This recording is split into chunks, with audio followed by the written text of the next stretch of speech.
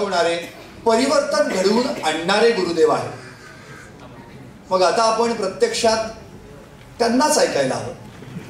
हम सब जिनकी मधुर वाणी सुनने के लिए बेताब है, अब मैं ऐसे अलौकिक व्यक्तित्व से प्रार्थना करता हूँ, अपनी मधुर एवं काव्यमयी वाणी से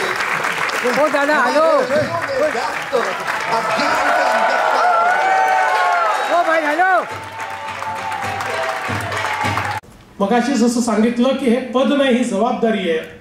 ही जबाबदारी प्रामाणिकपणे आणि पूर्ण क्षमतेनं या ठिकाणी पार पाडत महाराष्ट्राला सर्वोच्च स्थानावर न्यायचं हा जो आपला प्रयत्न आहे, तो प्रयत्न सातत्याने मी करतच राहील.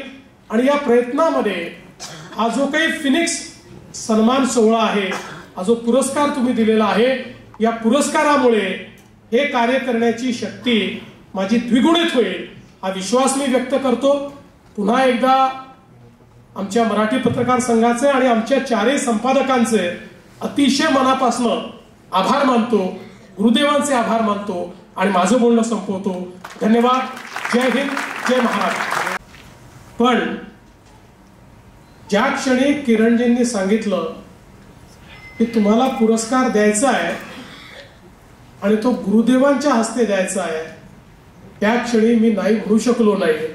कारण गुरुदेवांच्या हस्ते पुरस्कार घ्यायचा आहे आणि अशा प्रकारचं भाग्य हे जर लाभत असेल तर त्याला कोण नाही म्हणेल. आणि म्हणून मी त्यांना तात्काळ सांगितलं की निश्चितपणे मी हा पुरस्कार स्वीकारण्याकरता येईल. मराठी पत्रकार संघाचे मी मनापासून आभार मानतो की फिनिक्स पुरस्काराकरता त्यांनी माझी निवड केली आणि आमच्या चारही संपादकांनी या ठिकाणी आपलं मनोगत दृकश्राव्य माध्यमातनं जे मांडलं त्याबद्दल त्यांचे देखील मी आभार मानतो की अगदी कमी शब्दामध्ये पण मला देखील पटेल असं वस्तुनिष्ठ या ठिकाणी माझं वर्णन त्यांनी केलं. त्यांच्या या ज्या शुभ भावना आहेत, या उत्तम भावना आहेत, त्याबद्दल मी त्यांचे अतिशय मनापासून आभार मानतो.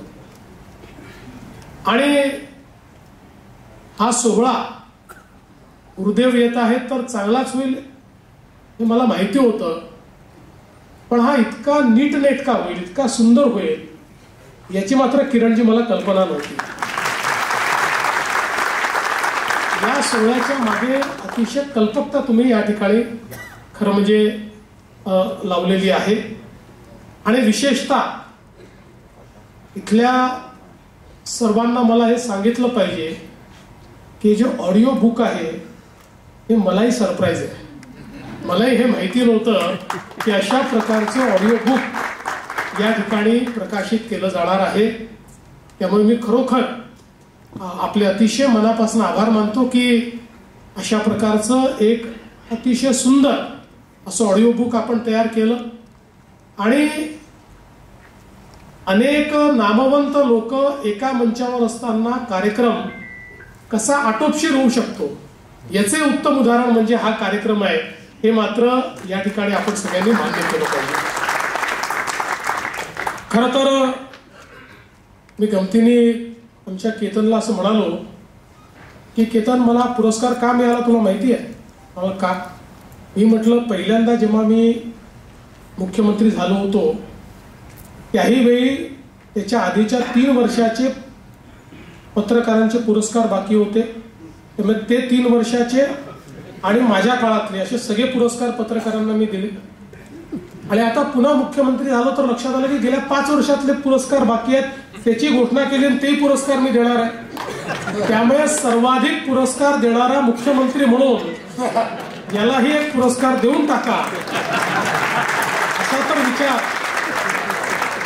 आमच्या पत्रकारांच्या मनामध्ये आला नाही ना, अशी एक शंका माझ्या मनामध्ये उत्पन्न झाली, जी मी केतनला बोलून दाखवली. पण मला हे माहिती आहे की निश्चितपणे अतिशय चांगल्या भावनेनं हा सोहळा या ठिकाणी जो आहे तो आयोजित करण्यात आलेला आहे. आणि शेवटी आपण लोकशाहीमध्ये माध्यमांना लोकशाहीचं चौथं अंग समजलेलं आहे. हे अदृश्य अशा प्रकारचं अंग आहे, पण हे अतिशय महत्वाचं अंग आहे. आणि आपल्या लोकशाहीमध्ये सत्ता जी आहे ती पथभ्रष्ट होऊ नये, सत्ता ही अंध होऊ नये, याकरता एक अंकुश म्हणून आपलं माध्यम त्या ठिकाणी काम करतात. आणि मला असं वाटतं की पत्रकारांचं आणि राजकारण्यांचं जे नातं आहे हे एक वेगळ्या प्रकारचं नातं आहे. प्रसंगी टीका करणारं, प्रसंगी संबंध ठेवणारं, अशा सगळ्या प्रकारचं हे नातं आहे.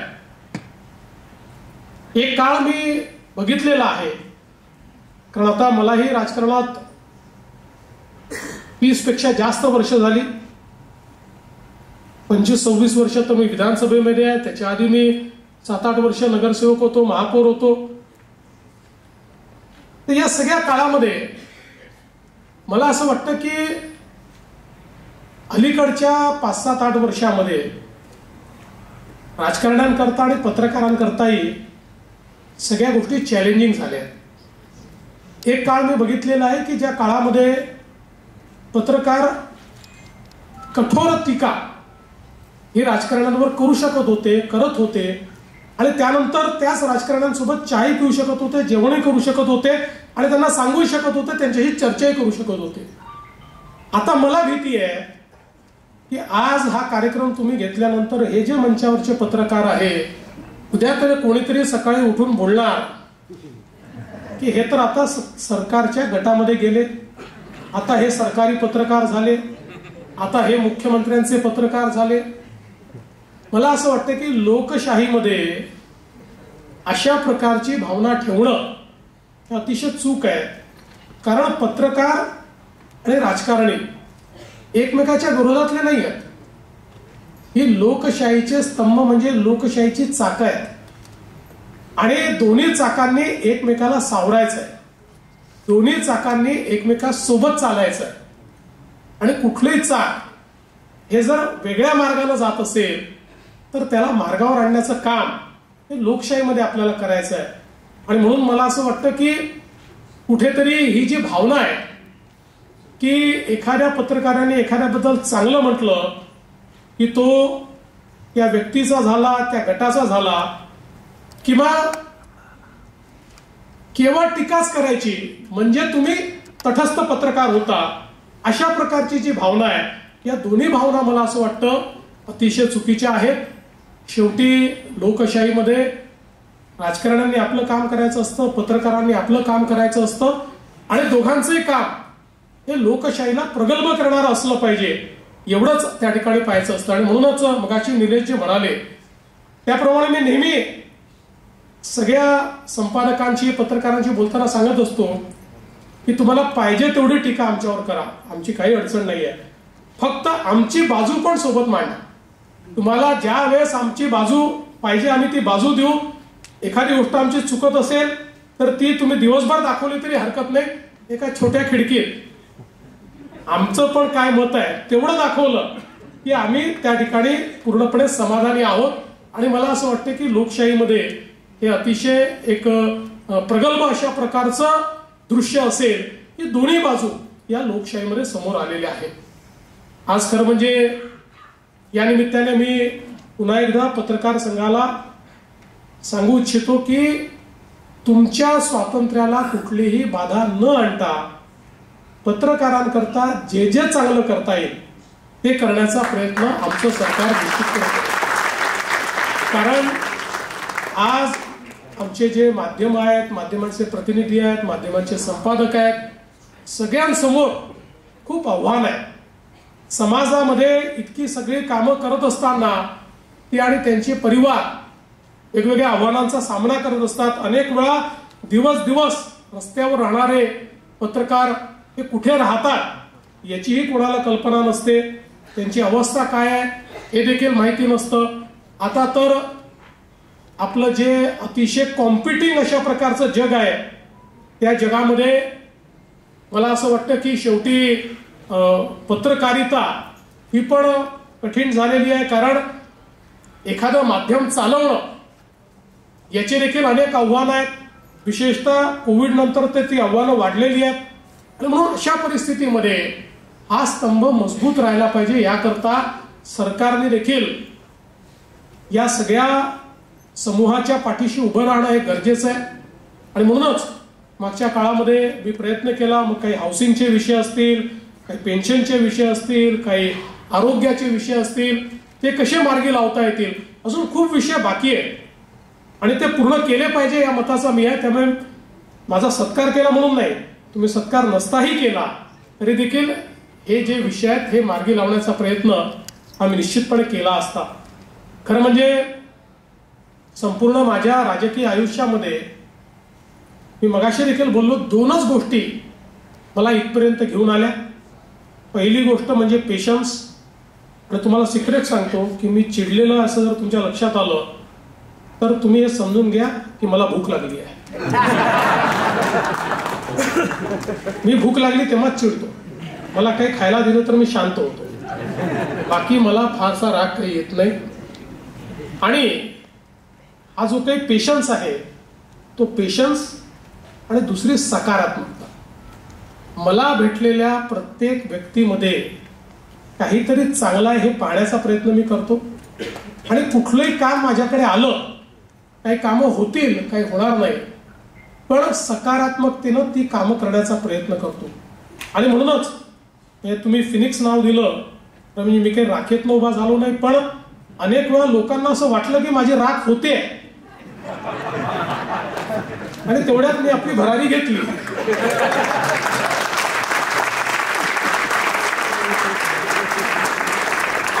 हे का घेऊ शकलो? कारण जेव्हा जेव्हा राखेचा क्षण आला त्यावेळी त्याला सकारात्मकतेने पुढे गेलो. आव्हानांपासून कधी पळालो नाही, आव्हानांना सामोरं गेलो, आव्हानांचा सामना केला, सकारात्मकतेनं केला, द्वेष केला नाही, माणसं झुंजवली नाहीत, टोकाचं राजकारण केलं नाही. आणि म्हणूनच मला असं वाटतं की या सगळ्या विपरीत परिस्थितीतनं एक एक पाऊल मी पुढे जात गेलो. आणि मला या गोष्टीचं समाधान आहे. मागे वळून जेव्हा पाहतो त्यावेळेस एक 25 अशा गोष्टी मी सांगू शकतो की ज्या गोष्टी ज्या जनरेशनल आहेत, ज्या अनेक पिढ्यांच्या कामी येतील अशा करू शकलो. त्या गोष्टी घडवण्याचं भाग्य मला लाभलं. मला असं वाटतं याच्या पाठीमागे ही जी एक सकारात्मकता मी नेहमी ठेवलेली आहे ती सकारात्मकताच याच्याकरता कारणीभूत आहे. आणि म्हणून मला असं वाटतं की आज हा जो काही पुरस्कार या ठिकाणी मिळालेला आहे आणि तोही मला पुन्हा याचा उल्लेख केला पाहिजे की गुरुदेव श्री श्री रविशंकरजी यांच्या हस्ते पुरस्कार. गुरुदेव हे केवळ एक स्पिरिच्युअल गुरु नाही आहेत, तर स्पिरिच्युअलिटी सोबत ते सन्मार्ग दाखवणारे आहेत, ते परिवर्तन घडवणारे आहेत. लाखो लोकांच्या जीवनात तर परिवर्तन त्यांनी घडवलंच आहे. पण आज समाजातला जो शेवटचा व्यक्ती आहे, जो दुःखी आहे, जो पीडित आहे, त्याच्याही जीवनात परिवर्तन घडवणारे गुरुजी आहेत. महाराष्ट्रासहित देशातल्या अनेक शेतकऱ्यांची निराशा दूर करून त्यांच्या जीवनामध्ये आशेचा किरण निर्माण करणं, त्यांना शेतीमधले बदल शिकवणं, जलसंधारणाचं काम करणं, जलदूताप्रमाणे दुष्काळी भागामध्ये जलसाठ्यांची निर्मिती करणं, अशी अनेक कामं सांगता येतील की जी कामं गुरुदेवांनी आणि गुरुदेवांच्या प्रेरणेनं आर्ट ऑफ लिव्हिंग या संघटनेने केली. ज्यावेळी आम्ही जलयुक्त शिवारसारखी योजना सुरू केली आणि जी महाराष्ट्रामध्ये ट्रान्सफॉर्मेटिव्ह योजना म्हणून 20,000 गावांचं परिवर्तन घडवणारी योजना ही जलयुक्त शिवार सारखी योजना, ही योजना सुरू केल्यानंतर सर्वात पहिल्यांदा सरकारच्या मदतीला कोणी आलं असेल तर आर्ट ऑफ लिव्हिंग त्या ठिकाणी केलं. आणि इतक्या मोठ्या प्रमाणात नदी खोलीकरण, नाले खोलीकरण असेल, गाळ काढण्याचं काम असेल, त्या ठिकाणी धरणातला गाळ काढण्याचं, तलावातला गाळ काढण्याचं काम असेल, वेगवेगळ्या प्रकारचे स्ट्रक्चर्स तयार करायचे असतील, अतिशय सायंटिफिक पद्धतीनं आर्ट ऑफ लिव्हिंगने आपले स्वतःचे कार्यकर्ते प्रशिक्षित करून त्या ठिकाणी सरकारसोबत काम केलं आणि समाजाला प्रेरित केलं. आणि गुरुदेवांच्या आशीर्वादामुळे आणि त्यांच्या प्रेरणेमुळे हजारो लोक हे आपल्याला त्या ठिकाणी रोज सकाळी श्रमदान करताना दिसले. आणि आपण आपल्या जीवनात परिवर्तन घडवू शकतो हे आर्ट ऑफ लिव्हिंगने अनेक गावातल्या लोकांना शिकवलं. जलसंधारण झालं, मग पीक पद्धती झाली, मग त्याच्यामध्ये प्रयोग झाले, मग सेंद्रिय आपल्याला पीक पद्धती कशी करता येईल याचा विचार झाला, गोवंशाचा विचार झाला. एकूणच जे काही आपलं अर्थकारण आहे आणि ग्रामीण भागातलं अर्थकारण आहे याच्यावर एक सकारात्मक बदल घडवण्याचं काम हे गुरुदेवांनी केलं. आणि आजही ते काम अखंडपणे त्यांचं चाललंय. महाराष्ट्रात चाललंय, महाराष्ट्राबाहेर संपूर्ण भारतामध्ये चाललंय. आणि हे जे आर्ट ऑफ लिव्हिंगचं काम आहे हे अनेक देशांमध्ये देखील त्या ठिकाणी चाललेलं आहे. आणि म्हणून मी पहिल्यांदा जो उल्लेख केला की आज भारतीय संस्कृती, भारतीय योग पद्धती, भारतीय चिकित्सा पद्धती या सगळ्या गोष्टींना एक जागतिक मान्यता मिळते आहे. त्याच्या पाठीमागे जी मंडळी आहेत त्यात प्रामुख्यानं गुरुदेवांचं नाव आपल्याला घेता येईल की ज्यांनी आपल्या भारतीय संस्कृतीला, योग पद्धतीला, चिकित्सा पद्धतीला जगामध्ये मान्यता मिळवून दिली.